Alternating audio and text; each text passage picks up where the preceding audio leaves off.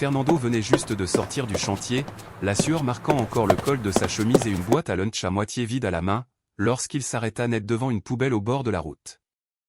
Un enfant, son petit frère d'1 an sur le dos, se baissait et ramassait une par une les canettes vides parmi les ordures.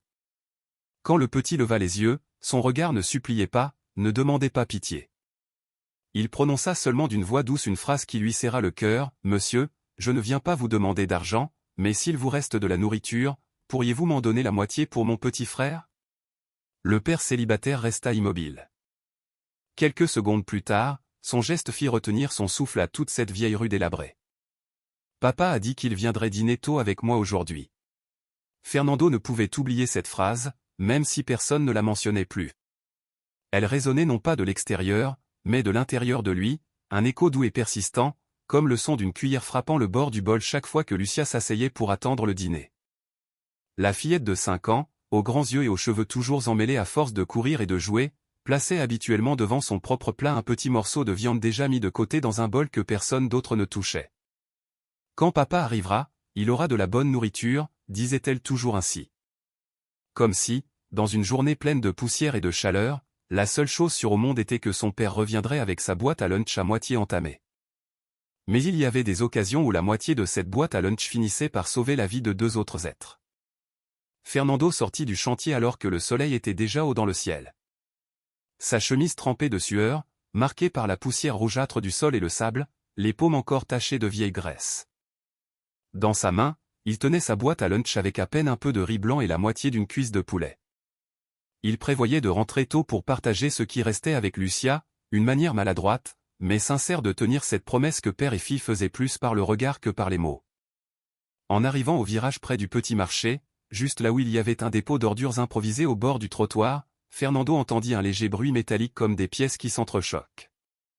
Il s'arrêta net. De l'autre côté de la rue, un enfant essayait de sortir une bouteille en plastique coincée dans une structure en fer rouillé.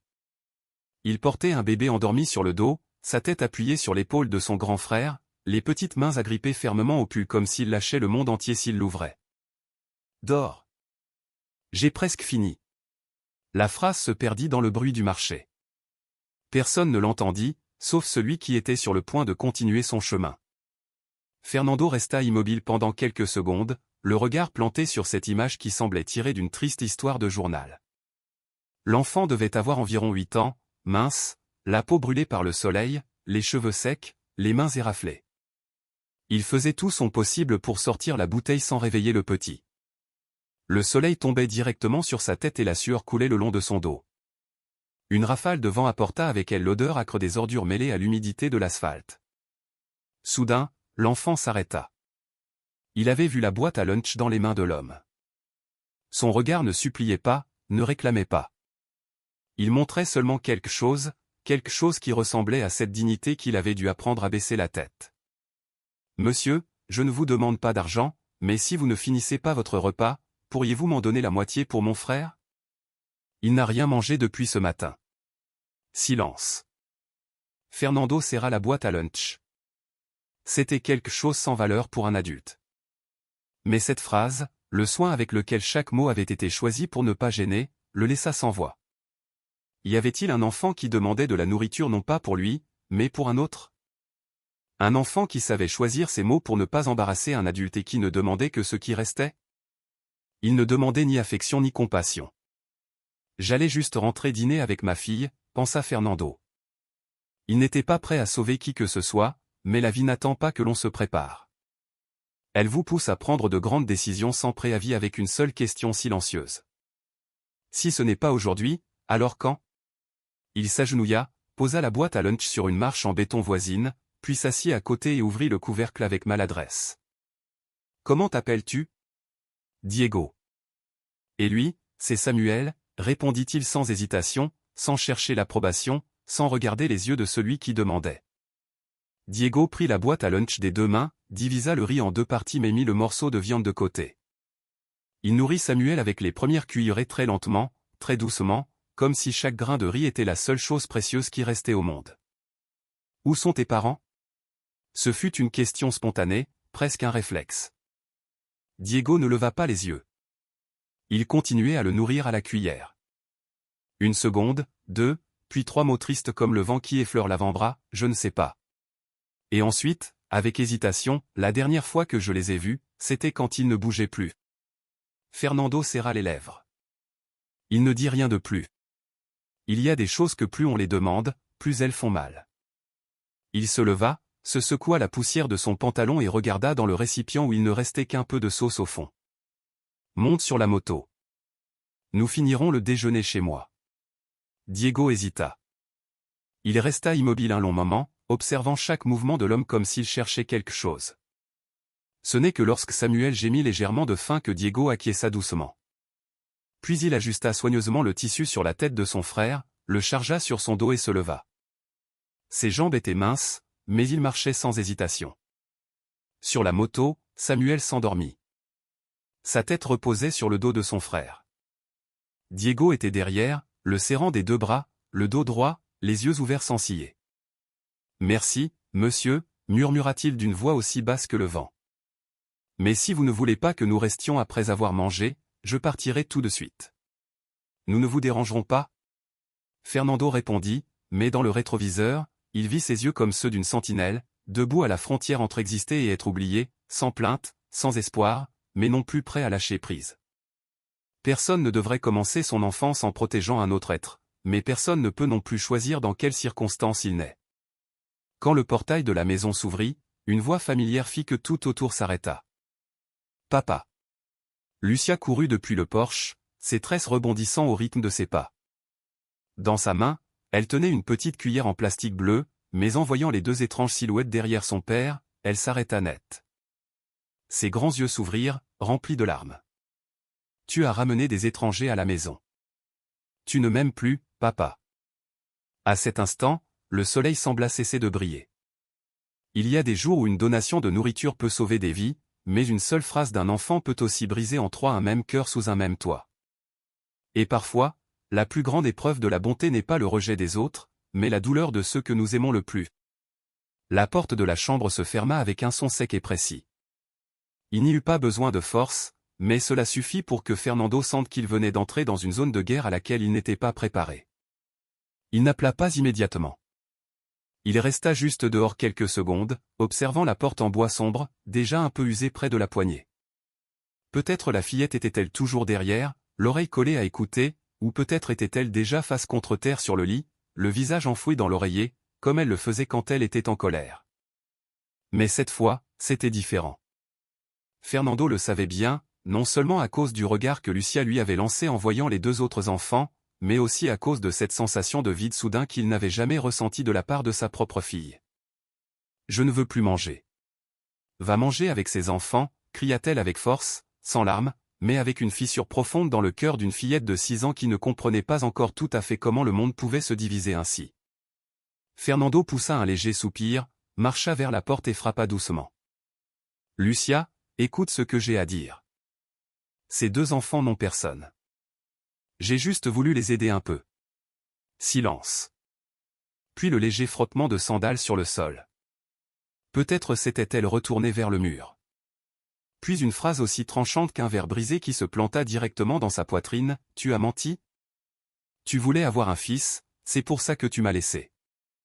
Tu es parti à l'armée pendant des années et maintenant que tu reviens, tu amènes des enfants à la maison. » Fernando n'eut pas le temps de répondre quand, de la cuisine, il entendit le léger grincement d'une chaise en bois. Diego portait Samuel du hamac vers le jardin, marchant lentement comme s'il craignait de briser un espace déjà fait d'éclats. Il ne dit pas un seul mot, mais chacun de ses pas parlait de lui-même. Diego assit Samuel sur un vieux chiffon gris et sortit de sa poche une petite cuillère en plastique orange. Il commença à lui donner la bouillie que Fernando avait réchauffée avec de l'eau bouillante d'abord. « Diego » dit Fernando d'une voix sans ton d'ordre ni de supplication, juste sa présence. « Viens manger, c'est encore chaud. » Diego secoua la tête, ne se retourna pas, ne discuta pas. Il poussa juste un peu l'assiette sur le côté. Son regard ne s'attardait pas plus d'une seconde nulle part. « Je n'ai pas l'habitude de manger dans des endroits aussi propres. Que mon frère mange, c'est déjà bien. Je vais bien. » Fernando s'assit sur la marche du porche. Il observait les mains tremblantes de Diego essayant de nourrir Samuel sans rien renverser, la façon dont il tenait la cuillère. puis il essuyait la bouche de son frère avec un chiffon décoloré. Chaque geste avec tant de soin, comme si le monde pouvait s'écrouler si Samuel s'étouffait avec une cuillerée. À la lumière rougeâtre du crépuscule dans le jardin, Fernando se revit à 9 ou 10 ans, tenant la main de sa sœur pendant que sa mère allait au champ. Mais les yeux de Diego étaient différents, des yeux vieillis avant l'heure, comme s'il avait vécu l'hiver sans couverture et les pluies sans toit. À quelques pas, Lucia entr'ouvrit la porte, juste une fente mais suffisante pour que son regard traverse et suive chaque mouvement de Diego. Elle ne pleurait pas, elle serrait juste les lèvres, tenant fermement la manche de sa blouse, comme si elle voulait tirer le monde entier vers elle. Peut-être, dans son esprit, tout était en train de se briser en deux. Son papa se partageait, l'affection se partageait, même la maison semblait céder de l'espace. Son regard s'arrêta sur le doigt de Samuel, maigre et osseux, qu'il suçait avec anxiété, comme une brindille sèche agrippée à un peu de chaleur. Le regard de Lucia s'adoucit, mais elle secoua aussitôt la tête comme chassant toute faiblesse qui aurait pu s'infiltrer. « Ne fais pas semblant d'être gentil devant mon papa », murmura la fillette. Fernando l'entendit mais ne se retourna pas. Il savait que s'il le faisait à ce moment-là, tout se briserait. Il ne lui restait pas non plus de mots pour la calmer.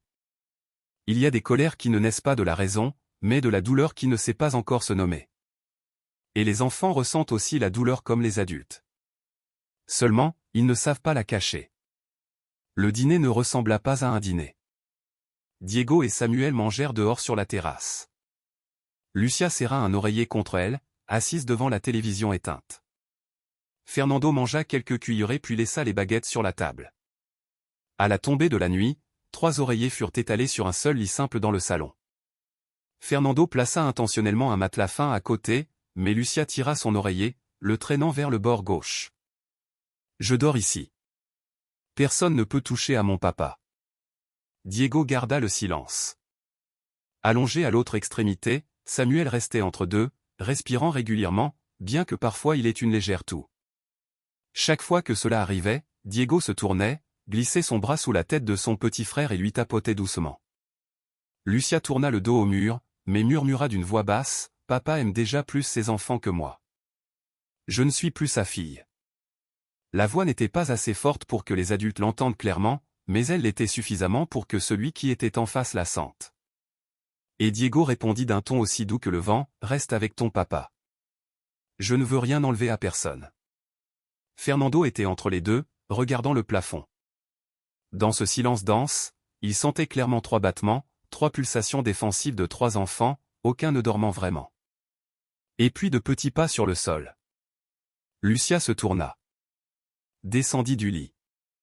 Fernando entr'ouvrit les yeux sans dire un mot. La fillette marcha vers la salle de bain au bout du couloir, se frottant le ventre. Mais alors son cri retentit. Qui a laissé cette serviette sale par terre? Quelle horreur! Pourquoi ne l'ont-ils pas jetée?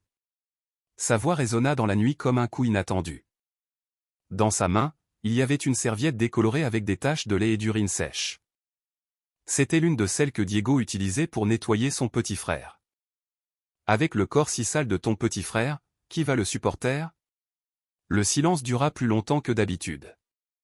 Personne ne répondit. On entendit seulement un léger gémissement de Samuel. Diego se leva d'un bond sans rien dire.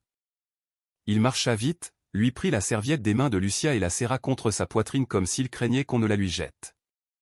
Le regard de Fernando à ce moment-là n'était plus celui d'un père, mais celui de quelqu'un qui avait vu comment la faim se transforme en guerre. Personne ne dormit cette nuit-là. Une phrase lancée sans intention, mais qui toucha au plus profond d'un enfant qui n'avait jamais été éduqué sur le droit de conserver sa dignité et un père au milieu de 2 mondes. D'un côté, sa fille biologique craignait de perdre sa place. De l'autre, 2 vies étrangères qu'il ne pouvait abandonner. Parfois, les adultes ne comprennent pas que les enfants ont aussi de la fierté, et les premières blessures dans la vie viennent souvent de ceux que nous aimons le plus. Le premier son que Fernando entendit en se réveillant ne fut pas le chant des oiseaux ni les cloches de l'église depuis la place, mais le doux claquement d'une cuillère en bois contre le bord d'une marmite. Il se redressa en s'appuyant sur ses mains et entr'ouvrit la porte de la chambre pour regarder dehors. Dans la petite cuisine improvisée, Diego était debout sur une chaise en plastique, un bras tenant Samuel endormi et attaché avec un foulard sur le dos, tandis que de l'autre main, il remuait une marmite de bouillie. Diego agitait la cuillère avec maladresse, la main tremblante de peur que le fond ne brûle. Il fit une grimace en sentant la vapeur le brûler légèrement. La lumière du soleil traversait le verre opaque et éclairait la moitié de son visage, laissant l'autre dans l'ombre. Il n'y avait pas de bruit inutile ni de plainte, juste la concentration d'un enfant qui apprenait à devenir adulte trop tôt. Fernando retourna dans la chambre sans dire un mot, mit une veste, prit son portefeuille et ressortit. « Allons-y. Nous devons acheter des choses pour ton petit frère. » Diego cligna des yeux. Il pensa à faire descendre Samuel mais resta immobile, hésitant. Fernando remarqua l'hésitation et lui tendit un autre foulard fin. « Attache-le bien puis monte sur la moto. » Le chemin de la maison au marché n'était pas long, mais avec Samuel endormi sur le dos de Diego, chaque son semblait s'amplifier. Le rugissement du moteur, les cris des étals de rue et même le bruit d'un balai traînant des feuilles sèches devant une maison. Le marché Benito Juárez était aussi bruyant que d'habitude ce matin-là. L'odeur de maïs grillé, de café noir épais et de poissons séchés se mélangeait dans un air que seuls ceux qui vivaient dans ce village pouvaient appeler familier. Fernando gara la moto près de l'étal de fruits et se tourna vers Diego. « Reste près de moi. Si quelqu'un demande, ne dis rien. Je m'en occupe. » Ils marchèrent entre les étals bondés. Diego serrait fort Samuel, évitant les regards avec ses yeux, mais les gens du marché n'étaient pas de ceux qui se taisaient. Un cri du comptoir des légumes le fit sursauter. « Oh mon Dieu! Monsieur Fernando, à qui est cet enfant ?» s'exclama Doña Alberta en frappant la table de sa paume. « Qui est ce gamin? Il ressemble à un enfant des rues, pourvu qu'il ne vole rien. » Diego resta paralysé, serrant fortement le paquet de pain qu'il tenait dans ses mains. Il le posa sur la table, incertain, et se tourna lentement. Fernando s'approcha, son regard se fit ferme. « Oui, il va vendre du cuivre, mais si vous voulez juste gronder les pauvres, alors je n'achète rien. » Doña Alberta marmonna quelque chose entre ses dents sans répondre clairement, mais elle tendit la main pour recevoir l'argent. Diego restait immobile. Ses yeux reflétaient une tristesse qu'il ne put cacher. Fernando posa une main sur son épaule. « Allons-y. Les gens s'habituent à nous voir et croient avoir le droit de juger. Un enfant peut supporter la faim, mais le mépris des adultes est ce qui lui brise véritablement l'âme. » Pendant ce temps, à la maison, Lucia essayait de réorganiser sa boîte de couleurs. Elle allait ajouter quelques traits à son dessin inachevé quand elle réalisa soudain que son carnet préféré n'était plus sur l'étagère. Elle courut dans toute la pièce, souleva le matelas, ouvrit le tiroir sous le lit. Rien. Les yeux commençant à rougir, Lucia se dirigea vers le salon. À côté du panier de linge sale, il y avait un carnet auquel il manquait quelques feuilles, les pages froissées enroulées autour d'un tas de couches en tissu. Lucia tremblait de rage. Elle le tira pour mieux le voir, prête à le déchirer, quand elle remarqua une phrase écrite au crayon d'une écriture maladroite et tremblante. « Pardon, Lucia, j'ai pris les feuilles pour emballer les couches de Samuel. J'essaierai de les remplacer. » Une seule ligne sans justification, sans plainte, juste des excuses. Lucia ne pleura pas. Elle s'assit par terre et serra le carnet contre sa poitrine, réfléchit un bon moment et finit par murmurer une phrase qu'elle ne savait pas d'où elle l'avait apprise. « Comme tu as été honnête, je te pardonne. » Cet après-midi-là, Fernando revint avec un sac plein de couches en tissu, de lait en poudre, de lingettes douces et de quelques vêtements de nouveau-né qu'il avait obtenus de connaissance. Diego arrangea tout soigneusement dans un coin de la chambre et Samuel fut couché sur un tapis étalé sur le sol, profondément endormi. Mais cette nuit-là ne fut pas aussi tranquille qu'il l'espérait. Presque à minuit, Diego se réveilla en sursaut. Samuel bougeait dans ses rêves. Son corps brûlait comme le feu. L'enfant alarmé lui toucha le front puis compara avec sa propre joue. Il ne s'était pas trompé. Il avait une forte fièvre. Diego chercha désespérément dans le tiroir un flacon de médicaments presque vide, de vieilles pochettes de sérum et une lingette humide complètement sèche. Il n'osait pas réveiller Fernando. Il est sûrement fatigué. Sûrement demain Samuel n'aura plus de fièvre. Sûrement tout ira bien. Avec de l'eau tiède, il lui nettoya le front en murmurant des berceuses sans parole. Parfois, ce n'était que des mélodies, mais chaque note semblait traîner un poids silencieux. Lucia était debout à la porte. La lumière tamisée de l'ampoule traversait les fentes du bois, illuminant la silhouette de l'enfant penché. Elle n'osait pas entrer. Elle restait juste là, silencieuse. À ce moment-là, sans savoir pourquoi, Lucia se rappela sa maman, cette nuit où sa mère l'avait serrée dans ses bras quand elle avait une forte fièvre. Les mains de sa maman tremblaient aussi, mais elle ne la laissa jamais seule. Lucia tourna le visage, ferma les yeux. « Maman, en voyant comment Diego prend soin de Samuel, tu me manques encore. » À l'aube, Samuel commença à délirer, respirant avec difficulté. Diego n'en put plus. Il prit son petit frère dans ses bras, courut jusqu'à la porte de la chambre de Fernando et frappa une fois, puis plus fort. Sa voix se brisa entre les sanglots. « Monsieur, je ne sais plus à qui d'autre demander de l'aide. » Le bruit sec du ventilateur de plafond, vieux et cassé, sembla arracher Fernando d'un sommeil qui n'avait même pas été profond. La chambre était toujours plongée dans l'obscurité, mais la chaleur suffocante de l'été mexicain, encore présente à ces heures, lui séchait la gorge comme s'il avait avalé de la poussière. Il était sur le point de se tourner quand il entendit une respiration agitée accompagnée d'un son humide à peine audible. Un moment de silence, puis un sanglot, puis un gémissement entrecoupé. « Samuel, mon amour, non, ne dors pas comme ça. » Fernando se redressa brusquement. La lumière tamisée de la lampe dans le coin de la chambre illumina le visage pâle de Samuel, les lèvres sèches comme de l'écorce, les yeux mi-clos et la sueur trempant sa fine chemise.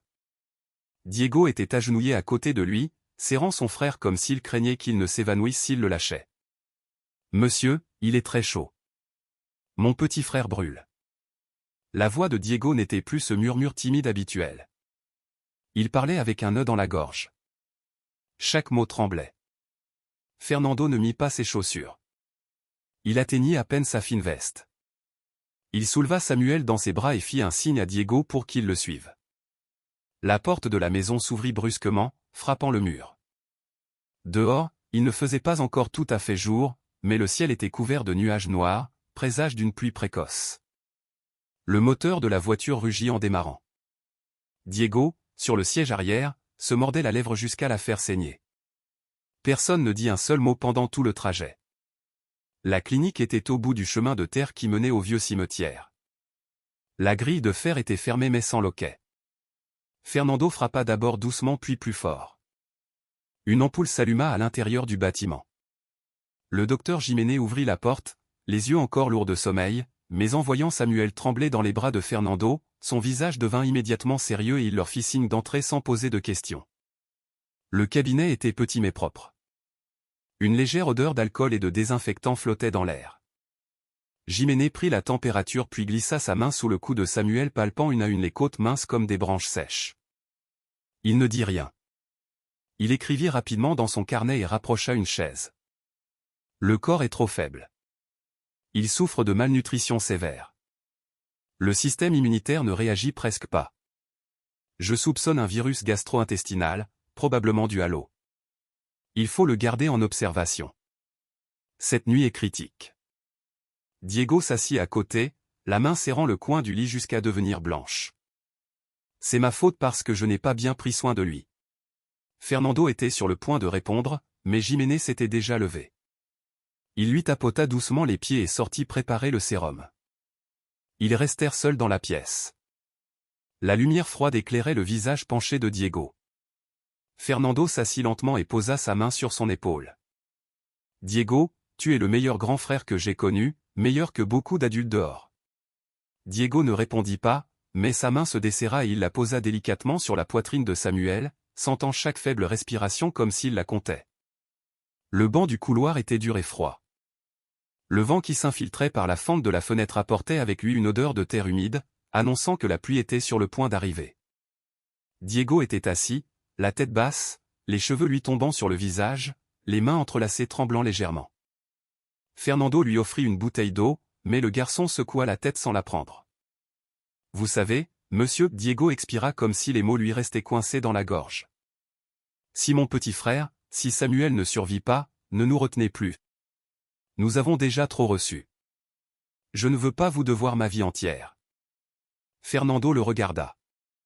À cet instant, il vit refléter son propre regard à 17 ans. Le regard d'un enfant qui avait tout perdu mais qui essayait malgré tout de rester debout. Les gens pensent souvent que la gratitude est quelque chose qui s'enseigne, mais il y a des enfants qui la portent en eux depuis leur naissance simplement parce qu'ils ont été abandonnés une fois. Lucia était assise près de la fenêtre, immobile. La petite cuillère en plastique bleu qu'elle avait tenue depuis la veille reposait toujours dans la paume de sa main. Sur la table, une feuille de papier montrait un dessin presque terminé aux lignes maladroites d'une fillette de 6 ans. Il y avait 3 figures. Une fillette avec 2 tresses, un garçon plus grand à une certaine distance et un autre plus petit dans les bras. Mais le visage du garçon plus âgé était vide, sans yeux, sans nez, juste un espace blanc. Elle ne savait pas pourquoi elle l'avait dessiné ainsi. Peut-être parce que depuis l'arrivée de Diego et Samuel, son papa n'avait plus de temps juste pour elle. Peut-être à cause de la présence des étrangers qui la rendait confuse, mais peut-être parce que quelque chose à l'intérieur de la maison avait aussi changé. Lucia soupira, puis elle prit un crayon noir et dessina 2 lignes fines, formant les petits yeux de Diego. Enfin, le visage sur le dessin prenait vie. Un coup à la porte la fit sursauter. Doña Consuelo entra avec un petit sac en tissu à la main et une expression d'inquiétude sur le visage. « Où est ton papa ?» Lucia secoua la tête sans rien dire. Madame Consuelo s'assit à côté d'elle, regarda le dessin et soupira profondément. « Tu sais, ce garçon, le plus grand, est venu une fois frapper à ma porte pour demander du lait. J'ai entendu l'appel mais je n'ai pas osé ouvrir. J'avais peur. Peur que les gens me voient aider ses enfants, peur des problèmes. Mais maintenant que j'y pense, cette peur ne valait rien comparée au regard de cet enfant. » Lucia ne répondit pas, mais serra fortement le crayon entre ses doigts. La pluie commença à tomber juste au moment où la lumière devant le dispensaire s'éteignait peu à peu. Jiménez sortit et ferma la porte avec soin. Fernando se leva aussitôt. L'enfant est stable. La fièvre a déjà baissé, mais il doit rester en observation 2 jours de plus. Vous pouvez emmener Diego se reposer. Je resterai avec le petit. Fernando acquiesça. Diego ne voulait pas partir, mais après que Jiménez lui eut promis de l'appeler immédiatement si quelque chose se passait, il accepta de sortir bien qu'à contre-cœur. Sur le chemin du retour, la pluie n'était pas forte mais suffisante pour mouiller les épaules. Diego était assis derrière en silence. Fernando ne posa aucune question. Il y a des pluies qui ne viennent pas pour calmer, mais pour emporter l'impuissance que l'on garde cachée. Quand Fernando arrêta la voiture devant le portail de la maison, Lucia était déjà là, tenant un parapluie, bien que la pluie eût presque cessé. Elle ne dit rien. Elle regarda juste Diego avec prudence. Diego acquiesça légèrement puis entra. Lucia se tourna vers son père et demanda d'une voix basse, « Samuel, il va bien ?» Fernando s'agenouilla jusqu'à sa hauteur, sa main froide reposant sur l'épaule de la fillette. « Samuel, il va bien, ma fille ?» Lucia resta silencieuse. Ses yeux clignèrent doucement, mais elle ne pleura pas. Elle se retourna et marcha vers l'intérieur. Ses pas s'arrêtèrent devant la table où se trouvait le dessin inachevé. Elle prit un crayon rose et ajouta un petit détail, une fleur entre les 3 figures, juste dans la paume de la main de Diego. Il y a des enfants qui ne naissent pas du même corps, mais qui se portent dans le cœur comme si rien au monde ne pouvait les séparer. Et parfois, l'amour n'a pas besoin d'être enseigné, il a juste besoin d'être vu et touché. Au moment juste et au bon endroit, la pluie avait cessé, mais à l'intérieur de chacun, une nouvelle saison commençait à peine.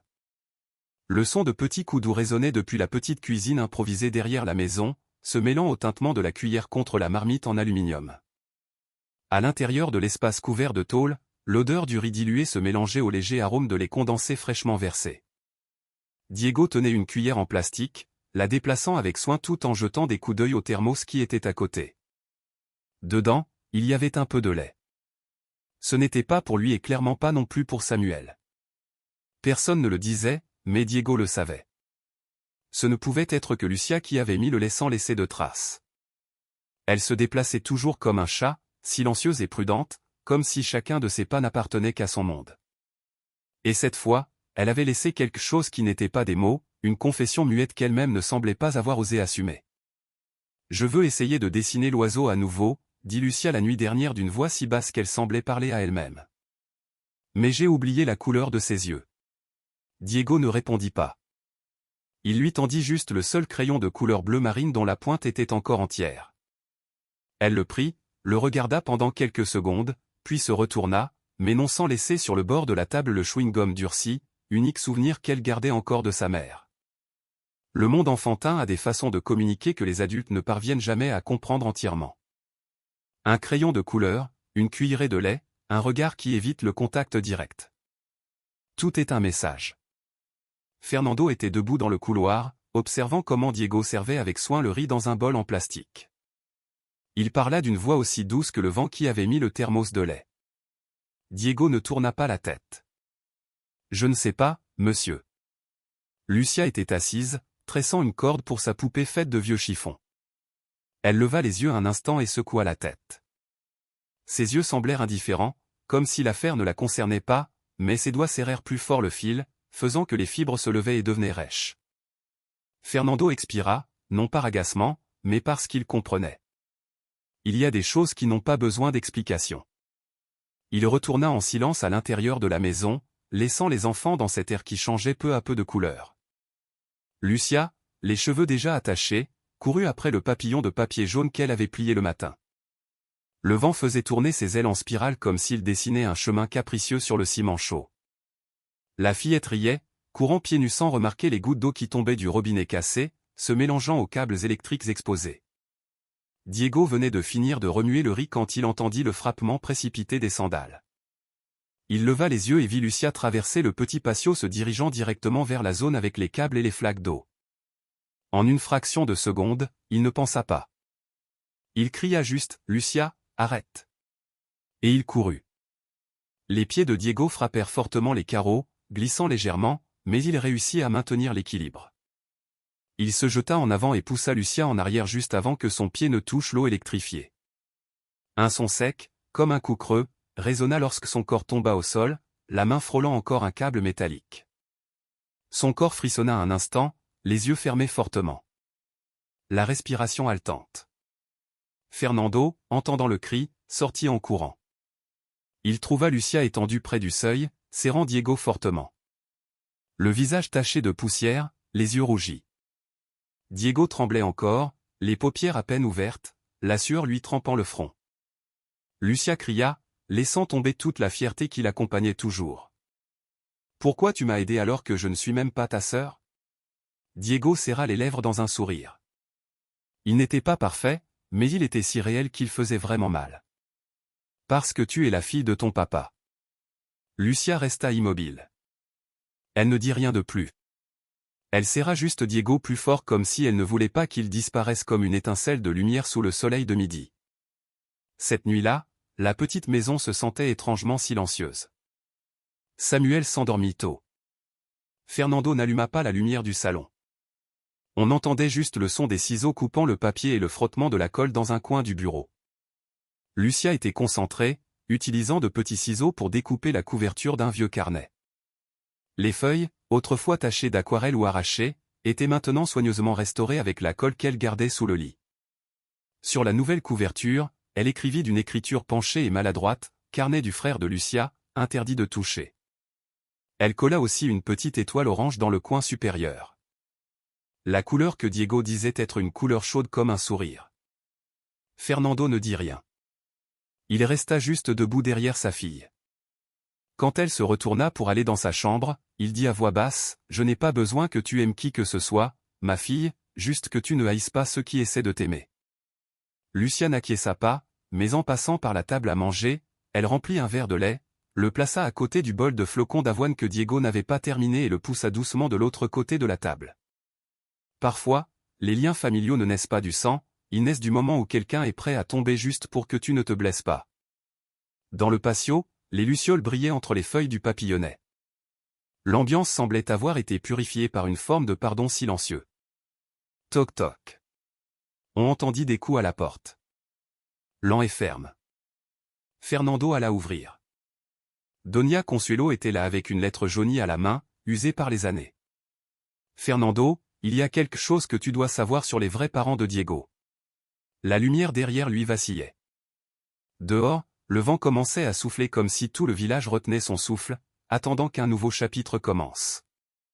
Le chemin qui menait à la vieille pension était aussi sec que la bouche de quelqu'un qui avait eu soif pendant des années.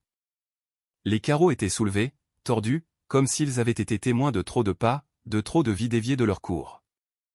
Fernando n'avait pas besoin de carte. Doña Consuelo lui avait déjà tout décrit avec des mots. Chaque cul-de-sac, chaque odeur d'humidité, chaque trace qui subsistait depuis l'époque où les parents de Diego étaient encore en vie. Diego marchait à ses côtés sans lâcher la sangle de son sac à dos, portant Samuel. Il ne posa aucune question. Son visage regardait devant lui avec des yeux qui savaient qu'il n'y avait rien d'agréable dans le destin qui les attendait. Au bout du couloir, une porte en métal rouillé grinça d'un son aigu lorsque Rafael Cortés l'ouvrit. Il ne salua pas, n'acquiesça pas. Il se posta juste au milieu du cadre. Son regard passa de l'un à l'autre jusqu'à s'arrêter sur la boîte grise que Fernando tenait. « Si vous venez pour l'enfant, » dit Rafael d'une voix aussi sèche que des cendres froides. « Je vous le dis tout de suite, ses parents sont déjà morts. Que voulez-vous savoir de plus ?» Fernando posa la boîte sur le bord du mur sans montrer aucune émotion. « Je veux juste savoir comment ils sont morts et pourquoi cet enfant n'a toujours aucun document. » Rafael tordit la bouche. « Parce que personne n'a besoin de faire des papiers pour les morts. » Diego garda le silence. Samuel bougea sur son dos, frottant sa tête contre la nuque de son frère, cherchant cette chaleur connue. Fernando se pencha, protégeant les deux petits. Puis il regarda fixement Rafael, « Vous êtes le propriétaire. Vous saviez le jour exact de leur mort, mais vous ne l'avez pas signalé. Vous n'avez pas demandé d'autopsie et vous avez gardé tous les papiers, n'est-ce pas ?» La phrase tomba comme une pierre dans une flaque noire. Rafael croisa les bras, une légère ombre dans les yeux. Je les ai gardés pour ne pas avoir à nettoyer après. De plus, j'ai dû payer les frais d'enterrement. Cette maison n'est pas une fondation. Tant qu'on ne me fait pas perdre de locataire, peu importe qui vit ou qui meurt. Croyez-vous qu'un enfant, simplement parce qu'il ne se souvient pas bien, n'a pas le droit d'exister? C'est ça. C'est un morveux des rues sans père, sans mère, sans acte de naissance. Qui va le croire? Fernando serra les lèvres. Ses mains se fermèrent fortement, mais au lieu d'exploser, il recula d'un pas et posa une main sur l'épaule de Diego. « Tu as bien entendu, mon garçon. » Diego acquiesça, les yeux fixés sur Rafael, sans peur, sans rage, juste avec ce regard de celui qui est déjà habitué à être en dehors de sa propre histoire. « Allons-y, » dit Fernando en se baissant pour ramasser la boîte. « Il n'y a plus rien à chercher ici. » Sur le chemin du retour, ils passèrent à pied par le vieux parc où il y avait autrefois une fontaine qui n'était plus qu'une base de ciment fissuré. Deux rangées d'arbres de frangipaniers s'inclinaient comme si elles saluaient quelque chose qui ne se disait pas à voix haute. Fernando marchait lentement, sans hâte, jusqu'à ce qu'il s'arrête sous l'ombre sèche de l'un de ces arbres. Ses parents, commença-t-il d'une voix qui se mêlait au vent, étaient des ouvriers du bâtiment. Ils avaient une sécurité sociale. Ils croyaient que si quelque chose arrivait un jour, au moins leurs enfants ne seraient pas sans abri. Mais quelqu'un a tout gardé, les papiers, les noms, l'indemnisation. Diego baissa la tête. Sans dire un mot, Fernando s'assit sur un banc de pierre et attendit. Après un long silence, l'enfant murmura finalement, « Je veux juste que mon petit frère ait un toit, un endroit où on ne nous appellera pas des ordures. » Fernando poussa un soupir. Ce n'était pas quelque chose qu'un enfant de 8 ans devrait dire, mais à cet âge, Diego s'était déjà habitué à vivre comme un adulte. « Tu en auras un, mais j'ai besoin que tu m'aides. » Cet après-midi-là, Fernando apporta tous les documents qu'il conservait encore au bureau de l'avocat, une petite pièce au 2e étage d'un atelier d'horlogerie. Le vétéran qui aidait avec les démarches, Esteban, le reçut avec un regard direct, sans promesse. « Le problème, dit Esteban, c'est qu'il n'y a pas d'acte de décès. Les registres de l'assurance n'ont pas été payés et le droit à indemnisation s'est perdu depuis que les noms ont disparu du système. » Fernando posa la boîte de papier sur le bureau. « Mais il y a des témoins. Il y a Doña Consuelo et aussi les voisins qui vivaient dans le même couloir de chambre. Ils connaissaient les parents de l'enfant. Ils savaient ce qu'ils faisaient, comment ils vivaient. » Esteban examina feuille par feuille. Son regard s'aiguisa en trouvant l'écriture ténue sur la liste des cotisations à l'assurance. Les dossiers n'ont pas disparu. Ils ont juste été gelés par manque d'un acte de décès valide. Les méchants ont profité de cela pour en tirer avantage. Alors, il y a encore de l'espoir. On ne m'appellera plus enfant des rues, n'est-ce pas? La voix de Diego se fit entendre depuis la porte. Elle n'était pas forte, mais claire. Esteban sourit, non pas avec ce sourire condescendant que les soldats utilisent souvent lors des démarches administratives, mais avec celui de quelqu'un qui croit encore en la justice, aussi ténue soit-elle. tu auras un nom et ton petit frère aussi. Au même moment, dans un bureau discret au 3e étage du bâtiment administratif, Hector Bárcena, responsable de l'état civil, venait de terminer un appel. J'ai déjà assez payé. La voix de Raphaël résonna de l'autre bout du fil. Il y a quelqu'un qui examine les vieux papiers. Occupe-toi de ça avant que nous perdions tout. Hector regarda fixement l'écran, tambourinant des doigts sur la table. Sur celle-ci, il y avait un vieux portefeuille si usé que le cuir était craquelé et les bords ouverts. Il essaya de l'ouvrir, mais la fermeture était bloquée comme si elle refusait de révéler ce qu'il y avait à l'intérieur. Alors, Hector murmura, « J'ai gardé le silence pendant 3 ans et maintenant, ils veulent que je porte tout. » Un portefeuille qui ne s'ouvre pas peut sembler inutile, mais s'il garde ce que d'autres veulent cacher, il devient une preuve, et les preuves sont toujours là. La question est de savoir si l'on a le courage de les affronter. L'air portait une légère odeur d'encre et de vieux papier lorsque la porte vitrée du bureau d'avocat se referma derrière Fernando et Diego.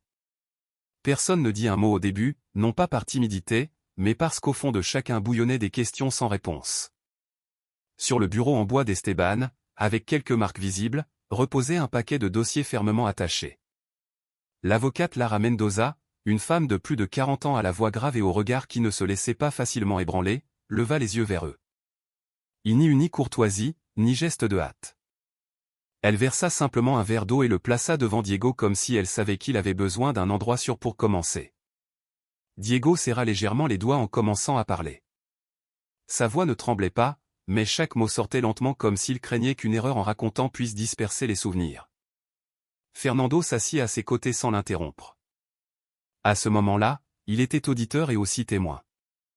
Lorsqu'ils arrivèrent à la partie de l'acte de décès, Lara frappa doucement le bord du bureau avec son stylo. Quelqu'un vous a-t-il déjà remis des documents confirmant l'identité? Une indemnisation pour accident, peut-être? Diego s'arrêta. Ses yeux regardèrent par la fenêtre, cherchant à l'horizon une mémoire poussiéreuse. J'ai déjà vu un papier dans le portefeuille de mon papa. Je ne savais pas encore lire à l'époque, mais je me souviens du nom de celui qui a signé. Ce nom était Hector.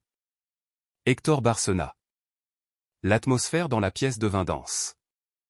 Fernando serra si fort le bras du fauteuil que ses phalanges devinrent blanches. Ce nom n'était pas inconnu. Bárcena était maintenant le chef du département civil de la municipalité, le même qui lui avait serré la main et souri lors d'un événement de distribution de vivres pour les résidents déplacés à la fin de l'année dernière. Cet homme s'était montré comme quelqu'un d'aimable qui savait écouter. Mais maintenant, ce sourire sonnait comme l'écho d'une porte se fermant à clé. Fernando se leva. « Donnez-moi quelques minutes. » L'avocate Lara acquiesça. Diego était toujours là, regardant le verre qui était déjà à moitié vide. L'imprimerie se trouvait derrière le marché, juste au bord où les gens vendaient habituellement des fruits avec du piment et du sel. L'enseigne était déjà usée par le soleil, mais on lisait encore clairement le mot Lugo dans le coin gauche. Le propriétaire dont Thomas Lugo était un homme mince, ayant l'habitude de mâcher des cure-dents en bois et de sourire en les montrant. « Une signature, Hector, tu dis ?» Il leva les sourcils en entendant la question de Fernando. « Je lui imprimais des documents depuis qu'il travaillait au cadastre. » « Voyons voir. » Il sortit d'un tiroir un tas de vieilles factures qu'il conservait comme échantillon. L'odeur de papier humide mélangée à l'encre ancienne fit que Fernando se rappela involontairement ses réunions syndicales qui l'ennuyaient d'habitude, mais cette fois, il ne pouvait pas détourner le regard. Les 3 mots, Hector Bárcena, étaient imprimés en italique avec une encre ferme, comme s'ils avaient été tracés à la règle. Mais ce fut la partie de la signature manuelle en dessous qui fit que Thomas resta immobile. Voici sa signature. Je m'en souviens parce qu'il m'a fait imprimer le nom de son épouse 3 fois de suite de façon incorrecte. Il m'a demandé de le corriger 3 fois et à chaque fois il a signé à nouveau. Je garde encore les 3 versions. Voulez-vous les comparer? Fernando acquiesça sans parler, prit des photos de chacune et les rangea soigneusement dans son téléphone portable. En sortant du local, Diego lui tira doucement la manche. « Croyez-vous que je me sois trompé ?» Fernando s'arrêta. Il le regarda non pas comme un enfant, mais comme quelqu'un qui portait sur ses épaules les souvenirs de toute une famille brisée. « Diego, je crois que tu as vu quelque chose que les adultes ne veulent pas accepter. » Cette nuit-là, le dîner n'eut pas de place spéciale, juste un bouillon de haricots bouillis et quelques tranches de pain trempé dans du lait. Mais l'ambiance était déjà différente. Lucia ne s'asseyait plus seule dans un coin comme les premiers jours. Elle posa ses crayons sur la table puis donna un coup de coude à Diego. « Tu sais dessiner une maison. » Diego secoua la tête. « Je ne sais pas dessiner de maison. Je ne sais dessiner que Samuel. » Lucia sourit et lui montra une feuille de papier. « Alors moi, je dessine la maison. Toi, tu dessines Samuel assis devant la porte. » Tous deux se concentrèrent sur leur dessin. Fernando les observait sans intervenir, mais il resta là, écoutant en silence comment les enfants riaient pour la première fois en voyant les gribouillis qu'ils faisaient sur le papier. Lucia leva la tête et demanda, « Si tu n'avais pas Samuel, où irais-tu » Diego ne répondit pas immédiatement. Il baissa le crayon, regarda son dessin et dit à voix basse, « Je ne saurais pas où aller, c'est pourquoi je dois le tenir bien fort. » Lucia ne dit rien de plus. Elle retira l'élastique rose qu'elle avait dans les cheveux et le mit dans la main de Diego. « Avec ça, attache la main de Samuel pour qu'il ne se perde pas. » Après le dîner, Fernando monta dans sa chambre, sortit d'un tiroir un paquet de documents et sélectionna soigneusement quelques copies de signatures, des déclarations préliminaires et plusieurs photos de Diego du premier jour. Il envoya tout à une connaissance qui travaillait au bureau régional de surveillance des droits de l'homme. Le message qu'il envoya ne contenait qu'une ligne. « Je ne veux pas de punition, mais que la vérité soit appelée par son nom. » De l'autre côté, il n'y eut qu'une brève réponse. « Je vais examiner cela. » Mais sois clair, Raphaël et Hector ne sont pas de ceux qui abandonnent facilement. La première chose est de protéger les enfants. Fernando resta assis un bon moment sur l'escalier. Dehors, les cigales ne chantaient presque plus. La silhouette de Lucia se déplaçait dans le patio, ramassant probablement des morceaux de dessin que le vent avait dispersés. Toute la maison respirait au même rythme jusqu'à ce qu'un crac. Un bruit fracassant de verre brisé résonna depuis la porte principale. Fernando se leva d'un bond, descendit en courant, bousculant une chaise en chemin. Lucia s'accrocha à sa jambe, effrayée. Diego arriva juste à temps pour charger Samuel dans ses bras. Sur le sol, parmi les morceaux de verre, il y avait une grosse pierre enveloppée de fils de fer. Un papier roulé y était attaché. Fernando se baissa, l'ouvrit. Il n'y avait qu'une phrase, « Élevez un chien qui mord son maître, un jour, il se cassera les dents. » Cette nuit-là, personne ne dormit. Fernando resta à la fenêtre, regardant une obscurité sans forme. Il ne craignait pas pour lui-même, mais pour ces trois âmes qui dormaient sous ce toit. L'une des choses les plus difficiles dans cette vie n'est pas d'affronter ce qui est mal, mais de continuer à faire ce qui est juste, même en sachant que cela peut blesser ce que nous aimons. Les gens peuvent simuler la pauvreté, la richesse, la folie, l'intelligence, mais personne ne peut simuler l'amour véritable. Cela ne tardera pas. La vérité parlera d'elle-même. Il ferma doucement le rideau. Dans la pièce d'un accent grave côté, Lucia murmurait quelque chose à Diego. Samuel dormait déjà profondément. Fernando ferma le verrou, puis marcha vers la table, prit le téléphone et écrivit quelques lignes à l'avocate Lara. « Demain, j'y vais, nous ne reculerons pas. » Il s'assit comme s'il veillait le sommeil de toute la maison, car à partir de maintenant, la justice n'était plus une option, mais une obligation. Lors de l'audience communautaire, Fernando était assis au milieu de la rangée, le dos droit et les mains posées sur les cuisses. À ses côtés se trouvait Diego, aussi silencieux que toujours. Mais aujourd'hui, ses mains n'étreignaient pas Samuel. Elles reposaient tranquillement sur ses genoux, la droite à peine fermée et l'index tremblant légèrement. Samuel était dans les bras de Lucia, vêtu du pull que la voisine Alia lui avait tricoté avec quelques fislages au col. Lucia ne disait rien. Elle lui caressait seulement doucement les cheveux. Son regard un peu perdu, s'arrêtait sur la petite scène devant où l'on installait un microphone. Sur l'estrade en bois, un peu inclinée, se tenait l'avocate Lara. Ses cheveux étaient relevés en chignon haut. Elle portait des lunettes à monture marron et tenait un épais paquet de documents soigneusement étiquetés. À ses côtés se trouvait Esteban, le soldat qui avait quitté l'armée, vêtu aujourd'hui d'un costume, bien qu'il conservât la posture ferme de quelqu'un habitué à saluer sous les ordres. Un petit coup sec résonna du petit marteau du modérateur. Ce n'était pas un tribunal formel, mais cette audience avait tout le poids d'un jugement communautaire, transparence, déclaration et jugement du cœur. Nous vous demandons le silence, s'il vous plaît. Nous ouvrons l'audience sur le litige d'héritage, d'assurance vie et de tutelle de mineurs. Les murmures s'éteignirent. Raphaël était assis au premier rang, les bras croisés. Il rejetait la tête en arrière comme si tout cela était une pièce de théâtre bon marché. Hector, en revanche, restait silencieux, le visage serein, mais sans lever les yeux, le regard fixé sur ses chaussures brillantes. Lara fit un pas en avant d'une voix ferme mais sans l'élever trop.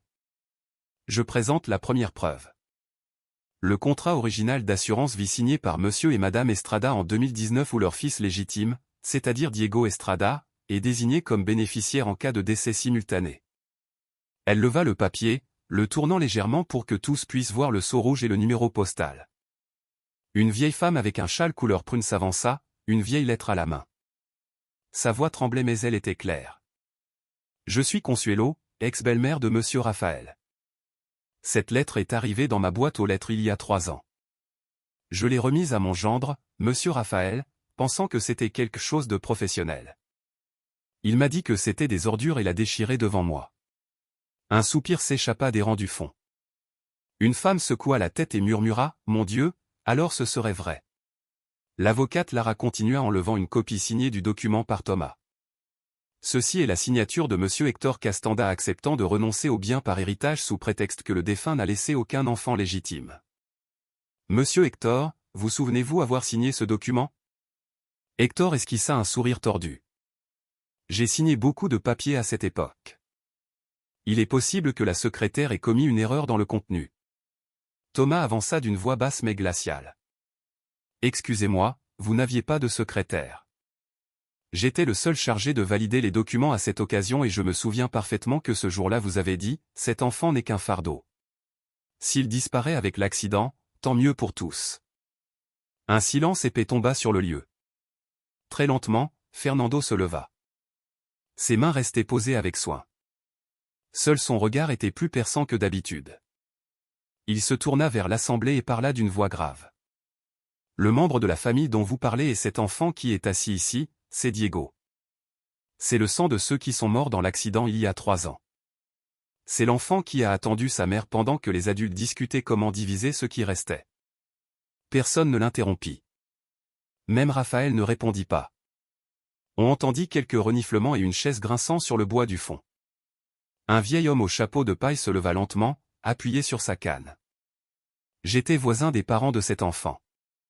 Je les connaissais comme de bonnes personnes travailleuses. Ils n'ont jamais rien dû à personne. Si on ne les avait pas trompés, cet enfant ne ramasserait pas de bouteilles au marché. Réfléchissez bien. Quel genre de gens laisse un enfant de 6 ans porter son frère et marcher d'un village à l'autre? À cause de qui? La main de Raphaël frappa fortement la table. Ils sont fous. Vous allez croire un enfant orphelin. Ces morveux ne savent que faire semblant pour extorquer de l'argent à ceux qui s'apitoient. Et ces papiers, qui peut vous assurer qu'ils ne sont pas faux? Diego se leva et dit, je n'ai pas besoin d'argent. Je veux juste que mon frère ait un dossier médical, un acte de naissance pour pouvoir aller à l'école et un papier qui dise que nos parents ont un jour vécu et nous ont aimés. Juste ça. Certaines personnes baissèrent la tête, d'autres s'essuyèrent les yeux. Lucia serra plus fort la main de son petit frère. L'air dans la pièce semblait s'être arrêté. Hector tenta de se lever de son siège, mais le président de l'audience leva la main pour l'arrêter. Nous vous demandons de rester dans la salle. Nous venons de recevoir un appel du bureau de l'inspecteur. Le téléphone venait à peine de cesser de sonner lorsqu'un fonctionnaire entra avec une enveloppe rouge scellée à la main. À la demande de l'inspecteur spécial, Monsieur Hector Castanda est suspendu de son poste de coordinateur administratif pour faciliter l'enquête sur l'altération de documents d'héritage. Immédiatement, Raphaël fut escorté par 2 policiers civils. Le son des menottes, bien que doux, résonna clairement. Lucia s'approcha de Diego, lui murmura à l'oreille, « Je serai témoin de tout ce qui te concerne. Que tu sois triste ou heureux. » Le tribunal annonça que la garde temporaire serait transférée à Fernando Gutiérrez. Les actes de naissance de Samuel et Diego seraient recréés à partir des archives originales. Diego ne pleura pas. Il baissa juste la tête et regarda Samuel qui dormait sur l'épaule de Lucia. Ses lèvres bougèrent à peine dans un murmure presque inaudible. « Tu as un nom maintenant, tu as une maison, tu as un acte. Maman et papa vont être très contents. » L'audience d'aujourd'hui n'était que le premier pas. Le dossier sera transmis au tribunal familial fédéral pour l'évaluation de la garde définitive. Le léger claquement à la fenêtre de fer rouillé fit sursauter Fernando. Non pas par surprise, mais parce que cela faisait trop longtemps qu'il n'avait entendu aucun son provenant de cette maison au fond de l'allée. Chaque fois qu'il passait, il évitait de regarder les yeux perdus qui apparaissaient entre les murs tachés de moisissures et les fenêtres cassées de cette vieille demeure. Mais ce matin, ce n'était pas un étranger qui passait, c'était lui. 2 semaines s'étaient écoulées depuis l'audience, mais l'écho de ce qui s'était passé ce jour-là était toujours présent partout, non seulement dans les archives du tribunal, ni dans la confiance renouvelée des enfants, mais aussi dans la manière dont les voisins regardaient Fernando et ses enfants. Les regards qui étaient autrefois de méfiance étaient maintenant silencieux, parfois accompagnés d'une légère inclinaison de la tête, d'autres fois de petits sacs de cadeaux accrochés devant la porte. Le vieux patio où les parents de Diego cousaient des imperméables sur commande était maintenant couvert de mousse et de cendres. Mais aujourd'hui, les mains de tout le voisinage lui rendraient une autre forme. Don Federico poussa sa charrette en bois remplie d'outils jusqu'au porche, plissant les yeux à cause de l'éclat du soleil. Sans dire grand-chose, il sortit un marteau en fer et se baissa pour mesurer le cadre de la porte. Pendant qu'il soudait les gonds rouillés, de petites étincelles rouges sautaient à chaque coup entre la fumée. De vieux souvenirs semblaient glisser comme une brume matinale. Du fond du patio, le son constant d'un balai se faisait entendre. Doña Consuelo ramassait patiemment les restes d'ordures autour du tronc du vieux manguier. Chaque fois qu'elle se baissait, ses jambes tremblaient légèrement, mais sur son visage se lisait la détermination de balayer le passé pour faire place à l'espoir. La maman de Diego avait l'habitude de semer des herbes ici, dit-elle sans lever la tête. Je crois que nous pourrions planter des œillets d'Inde pour que les enfants sachent que cette terre garde encore de la chaleur. Fernando acquiesça simplement. Les choses profondes n'ont pas besoin de réponses en paroles. Lucia arriva en courant avec un tas de feuilles pliées en 4 dans les bras. Elle les déplia avec soin sur le porche déjà propre. Chacune était un dessin fait avec des crayons de couleur. Il y en avait un de 3 enfants jouant à la corde, un autre d'une maison avec un toit rouge, de la fumée sortant de la cheminée et un chat prenant le soleil. Un autre montrait un homme grand tenant la main de 2 enfants au milieu d'un marché. L'enfant au centre du dessin avait des yeux bruns et des joues creuses. « On peut accrocher ces dessins, papa ?» demanda Lucia. Fernando sourit sans répondre. Il se baissa, chercha de petites pinces et accrocha le premier dessin sur le mur intérieur de l'ancienne salle. Diego franchit lentement le seuil tordu de la porte. Dans ses bras, il portait un sac en tissu décoloré. Dedans, il y avait quelques affaires. Le vieux peigne de sa mère, une photographie en noir et blanc déjà jaunie et un mouchoir brodé de la lettre M. Il s'arrêta devant la table en bois vermoulu et parcourut du regard chaque coin. La pièce sentait encore l'humidité. La lumière filtrait à peine par la fente d'une fenêtre cassée, mais Diego ne frissonna pas. « Je me souviens de cette odeur » murmura-t-il. C'était l'odeur des manteaux de maman accrochés près de la porte. Le silence s'empara du lieu. Fernando s'approcha sans dire un mot. Il posa juste sa main sur l'épaule du garçon, une légère pression, sans besoin d'explication, car parfois la présence apporte une consolation plus que 1000 mots. Samuel rampait sur le sol carrelé. Ses petites mains frappaient le mur, produisant un son amusant. L'enfant riait, un son clair qui résonnait dans cet espace ancien. Lucia s'assit à ses côtés, posant son menton dans sa main et commença à désigner chaque coin. Ce coin, c'est là que Samuel dort. Là-bas, c'est là que nous mettons les livres et cet endroit. La fillette leva les yeux et regarda Diego. Cet endroit est pour accrocher tes dessins. Diego ne répondit pas, mais serra les lèvres. Dans ses yeux brillait une émotion qui n'avait jamais eu de nom, un mélange de gratitude et d'incrédulité que cela soit réel. Avec la tombée de la soirée, la lumière du soleil recula peu à peu. Tous collaborèrent pour recoller la vieille moustiquaire avec du ruban adhésif et renforcer la fenêtre avec quelques planches recyclées. Lucia attacha avec un ruban violet des bocaux en verre à l'intérieur desquels ils allumèrent de petites bougies vacillantes. La lumière n'atteignait pas toute la pièce, mais elle suffisait à réchauffer le cœur de ceux qui étaient assis là. Sur le mur, une feuille avec le dessin de 3 enfants se tenant la main était collée avec soin. Au-dessus, en lettres tordues écrites au stylo bleu, on lisait « Ma maison, merci de nous avoir trouvés ». Personne ne sut à quel moment Lucia avait écrit cette phrase, mais quand Diego la lut, il tourna le visage si vite que personne ne put remarquer que ses yeux s'étaient humidifiés. Cette nuit-là, la maison n'avait pas de serrure, mais personne n'eut peur. Fernando plaça un matelas fin sur le sol en dalle où les 3 enfants s'allongèrent ensemble. Samuel dormait déjà. Lucia murmurait en comptant les étoiles collées au plafond et Diego faisait face au mur, le corps courbé comme s'il voulait embrasser la chaleur que gardaient les vieilles briques. Dans le couloir, Fernando prenait le thé avec Doña Consuelo. Elle entrelaçait ses mains, le regard fixé sur le patio où le vieux manguier avait perdu toutes ses feuilles. « Et qu'allez-vous faire de cette maison après » demanda la dame. Fernando baissa lentement la tasse. « Je pensais l'appeler maison des frères, le foyer de ceux qui n'ont jamais été inscrits à l'état civil. Ici, personne n'aura plus à appeler la rue l'endroit où il dort. » Doña Consuelo acquiesça. Elle ne dit rien de plus. Elle sortit juste quelques graines de sa poche et les éparpilla autour de la marche. La terre était toujours sèche, mais elle croyait que les œillets fleuriraient. Le lendemain, le soleil se leva tôt. La lumière filtrait entre les fissures du bois, dessinant des formes de feuilles sur le mur. À l'entrée, les 3 enfants étaient assis autour d'un plateau en bois. Dessus, il y avait plusieurs tamalitos de maïs encore chauds avec l'odeur douce du maïs et des feuilles de bananier soigneusement enveloppées dans un sac en papier avec une note manuscrite, pour vous de la part de Doña Carmen, numéro 14 au fond de l'allée. Lucia coupa un tamalito. Diego tenait la petite main de Samuel. La scène était tranquille jusqu'à ce qu'elle soit interrompue par une voix douce dans la rue. Bonbons au lait. Qui veut des bonbons? Bonbons. Une fillette de l'âge de Lucia passa, ses pieds poussiéreux, les bras serrant une petite boîte en bois pleine de bonbons, les yeux fixés sur le seuil où il y avait de la nourriture, des rires et de la lumière. Lucia la regarda, posa son tamalito, se tourna vers Diego. Dis, tu crois qu'on a encore de la place pour quelqu'un d'autre? Diego leva les yeux, ne répondit pas tout de suite, mais dans ses yeux, une autre porte commençait à s'ouvrir. Il y a des maisons qui n'ont pas besoin d'être parfaites. Elles ont juste besoin d'être le premier endroit où quelqu'un entend son vrai nom et n'a pas peur de rêver. Parce qu'un foyer commence parfois par une seule question, tu crois qu'on a encore de la place pour quelqu'un d'autre? Dans un coin de la maison à gauche du marché, Diego se baissait pour attacher le dernier ruban à un petit sac en papier froissé. Il jeta un coup d'œil à Lucia qui levait la carte d'invitation contre la lumière, la tournant et examinant lettre par lettre.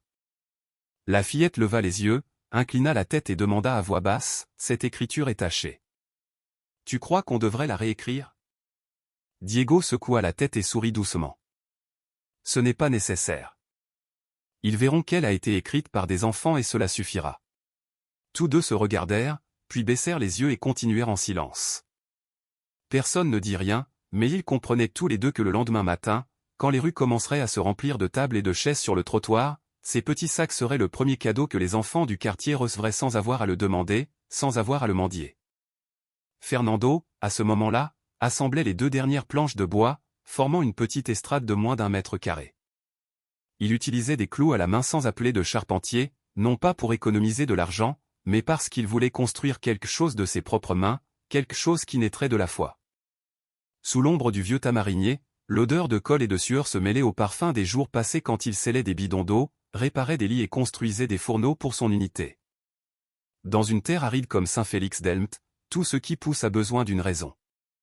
Et cette fois, la raison ne venait pas de plan ou de papier, mais d'une phrase prononcée par Doña Consuelo, la femme aux cheveux gris qui vendait autrefois des légumes à l'entrée du marché. Je veux un jour pour les enfants. Non pas la fête des enfants, mais un jour pour les bébés, le jour de ceux dont personne ne se souvient. Les gens ont ri quand elle l'a dit. Mais une semaine plus tard, dans chaque maison, on fouillait pour trouver des biscuits oubliés, de vieux livres, des petites voitures de jouets sans roues. Tous rassemblaient quelque chose, comme celui qui laisse tomber des gouttes dans une cruche sèche. Personne ne le disait à voix haute. Personne ne demandait son nom sur une affiche. Il laissait juste les choses avec un regard, avec une brève visite au marché ou en silence, il plaçait un sac en plastique dans les mains de Diego avant de partir. Ce matin-là ne fut pas bruyant, mais il y avait un doux brouhaha qui indiquait que quelque chose de spécial était sur le point de commencer. Les chaises en plastique furent alignées. Un ruban de papier traversait entre 2 poteaux de lumière aux couleurs irrégulières comme des rêves piégés. Lucia était assise à côté de Samuel, un enfant en vieille chemise, mais bien repassé, les cheveux soigneusement coiffés. Diego restait sur le seuil, serrant un papier froissé entre les mains, non pas par peur d'oublier les mots, mais par peur de ne pas pouvoir les prononcer. Quand Doña Consuelo fit le signe, Diego monta sur la petite estrade. Il regarda la foule, les visages qui lui avaient autrefois tourné le dos, qui avaient été indifférents, qui l'avaient étiqueté d'un seul regard. Mais aujourd'hui, ils étaient là, certains avec du pain à la main, d'autres avec un enfant dans les bras. Certains ne levèrent pas les yeux, mais leurs oreilles étaient attentives. Diego respira profondément et parla mot par mot comme si chacun sortait du fond de son cœur. Mon petit frère n'avait pas de nom auparavant.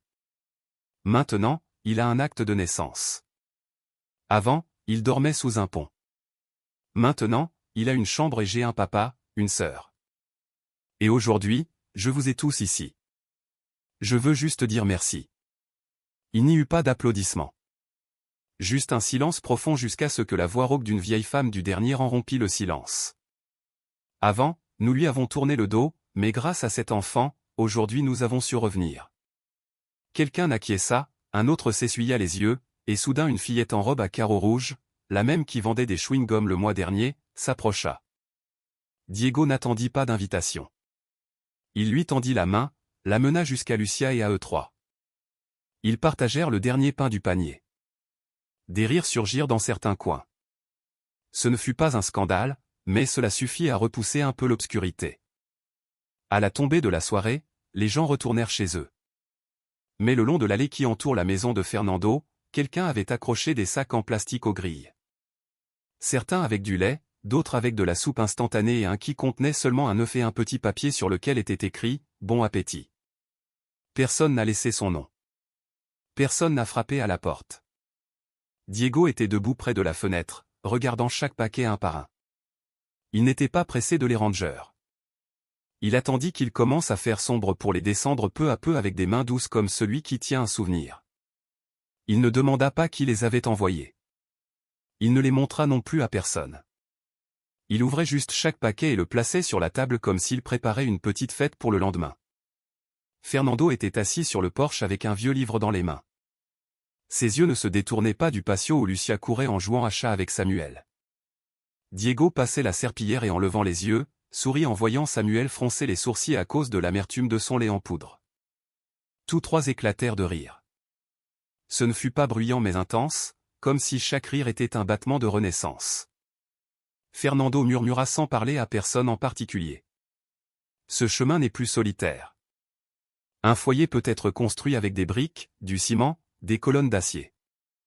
Mais il y a aussi des foyers qui commencent par un appel doux, par une poignée de mains silencieuses entre deux personnes qui étaient autrefois des inconnus. Et parfois, celui qui n'a rien est celui qui enseigne à tout le quartier ce que signifie donner. Au coin de Saint-Félix-d'Elmt, un enfant qui avait autrefois faim rit aujourd'hui. Non pas parce qu'il a reçu un cadeau, mais parce qu'il sait enfin qu'il a un endroit où il peut revenir et qu'il n'a plus à demander même la moitié d'une assiette.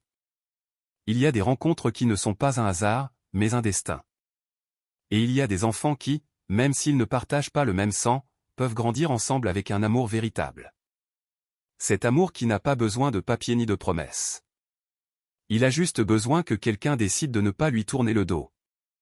L'histoire d'aujourd'hui ne concerne pas seulement Diego, cet enfant qui ramassait les ordures pour nourrir son petit frère.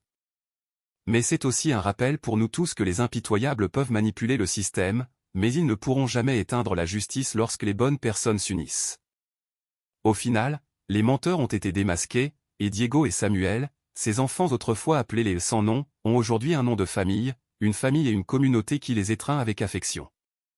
Que pensez-vous de l'action de ce père célibataire? Si vous étiez à sa place, ouvririez-vous la porte de votre maison comme il l'a fait? Partagez vos réflexions dans les commentaires et n'oubliez pas, dehors, il y a encore beaucoup d'enfants comme Diego qui n'ont besoin que d'un regard sans préjugés, d'une main tendue au bon moment. À la fin de cette vidéo, permettez-moi de vous poser la question à vous qui êtes arrivés jusqu'ici, allez-vous bien ces derniers temps? Votre travail vous a-t-il fatigué? Y a-t-il quelqu'un dans votre famille qui vous a fait vous sentir seul? Si la réponse est oui, je veux que vous sachiez que vous n'êtes pas seul. Cette chaîne aura toujours une place pour vous. Une bonne personne, quelqu'un qui croit encore que la bonté peut transformer un foyer entier. Merci d'avoir écouté. Si vous pensez que cette histoire mérite d'être partagée, aimez et partagez-la. Peut-être que quelqu'un en ce moment même en a besoin.